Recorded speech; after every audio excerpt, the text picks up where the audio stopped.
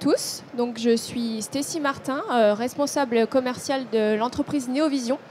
Donc, Néovision, on a un petit peu un mantra chez nous, c'est de mettre l'intelligence artificielle à la portée de tous. Qu'est-ce qu'on entend par là? Donc, entre guillemets, c'est de pouvoir le rendre accessible donc à des personnes et à des sociétés qui sont plus ou moins matures avec l'IA.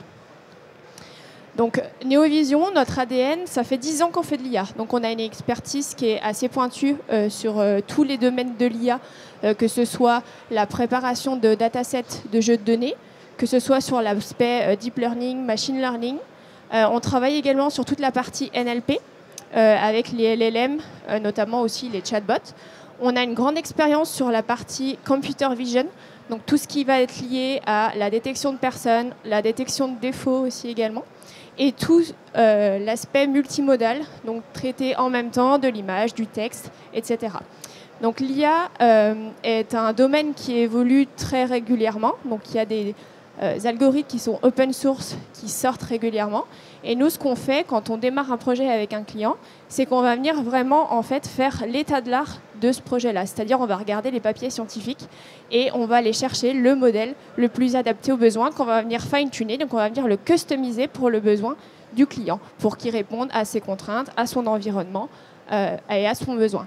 Donc Néovision, on est grenoblois et donc on propose des prestations IA, du sur-mesure principalement, donc pas de solution, on va dire, sur étagère prête à l'emploi. Donc on va venir vraiment comprendre le besoin de notre client et adapter la solution pour lui. Donc on a également quelques outils data qu'on met à disposition de nos clients, notamment pour nettoyer des jeux de données par exemple. C'est un sujet qu'on traite régulièrement. Et donc on est sensible à tout ce qui est question, plutôt sociétale et environnementale sur quel modèle on va choisir, finalement comment on peut optimiser les choses pour pas trop impacter en fait finalement on va dire notre environnement. Donc on a un comité éthique chez nous qui est en capacité de dire si oui ou non on va travailler sur certains sujets.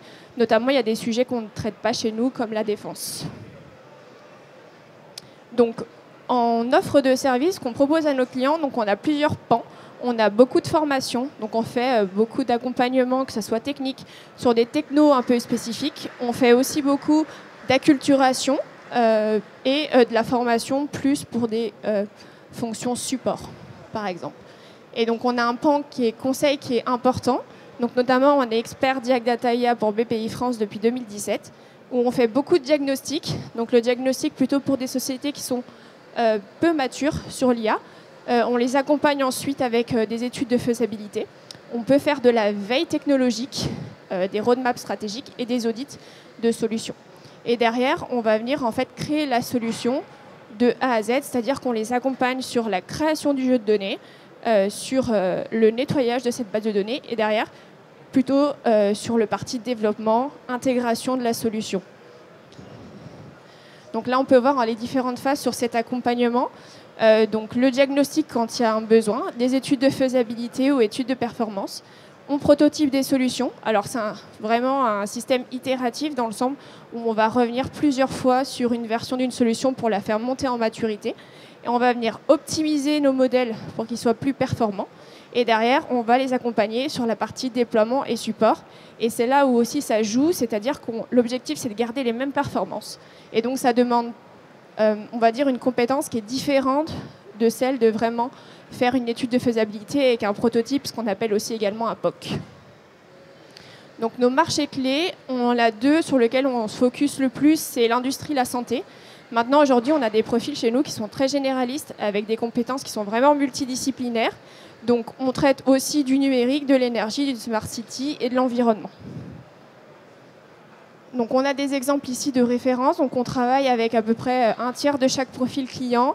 On a des PME, des ETI et après des grands groupes. Notamment, on travaille beaucoup avec Schneider Electric, avec du Michelin ou du ST, sur de la détection de défauts notamment. Et on a pas mal d'acteurs aussi qui sont dans la santé. On a un réseau qui est assez bien établi sur la région Auvergne-Rhône-Alpes, Du coup, on est expert logiciel pour Midalogic, on est expert IA pour BPI France, notamment avec les diagnostics. Et après, donc, on a des partenariats privilégiés avec l'UGA et l'NCMag. Et donc, des partenariats aussi privilégiés avec NVIDIA et NetApp, surtout pour nos solutions. Donc, en termes de chiffres, on est une vingtaine chez nous d'experts IA, majoritairement docteurs en IA, des ingénieurs R&D, on a des développeurs logiciels aussi également. On a 50 algos qui sont en prod aujourd'hui. On a accompagné plus de 200 clients sur 400 missions.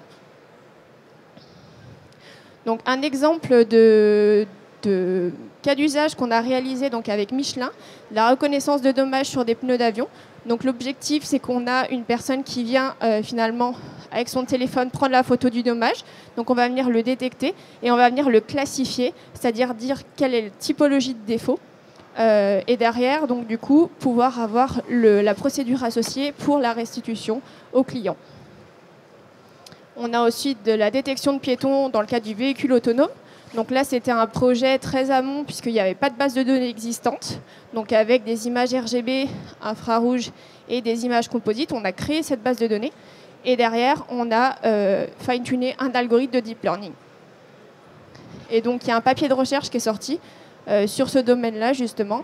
Et ça a permis pour eux d'ouvrir vraiment ce marché de l'automobile et de montrer qu'il y avait vraiment un apport à avoir une base de données RGB et des images composites. On a fait également de l'OCR sur des gravures laser. Donc là, il faut s'imaginer que c'est des énormes pots de veau où en fait vous devez venir faire de la traçabilité dessus. Donc c'était des opérateurs qui venaient relever les informations, sauf qu'avec la fatigue, etc., forcément vous aviez des loupés, hein, l'erreur est humaine. Et donc du coup, on est venu intégrer en fait cette lecture et en même temps un indice de confiance que vous pouvez voir en fait ici. Et donc ça permet vraiment d'automatiser tout le processus d'identification et de traçabilité. Donc une meilleure qualité au niveau de la gestion des stocks, améliorer la satisfaction client et du coup, on a une commercialisation de ces technos qui est à plus grande échelle. On a fait de la détection et de reconnaissance de disjoncteurs. Donc là, il y a une particularité aussi également, c'est qu'on a du deep learning, de la computer vision, mais de la réalité augmentée également, et la partie OCR qui se rajoute sur l'aspect du coup référence OCR lecture. Donc ici, c'est une solution qui est utilisable dans un téléphone chez Schneider Electric notamment, où ils peuvent être en offline et donc ils peuvent l'utiliser et puis scanner l'ensemble, s'assurer qu'il n'y a pas de doublons dans leur base de données aussi également. On a fait de l'optimisation de la chaîne logistique pour tout ce qui est industrie pharmaceutique. Donc là, on a accompagné vraiment de bout en bout sur la création du dataset au départ. Et derrière, on a fait de la prédiction temporelle sur de la variation de température. Donc l'objectif, c'était de pouvoir préconiser un emballage qui est le plus adapté au trajet et au volume des médicaments.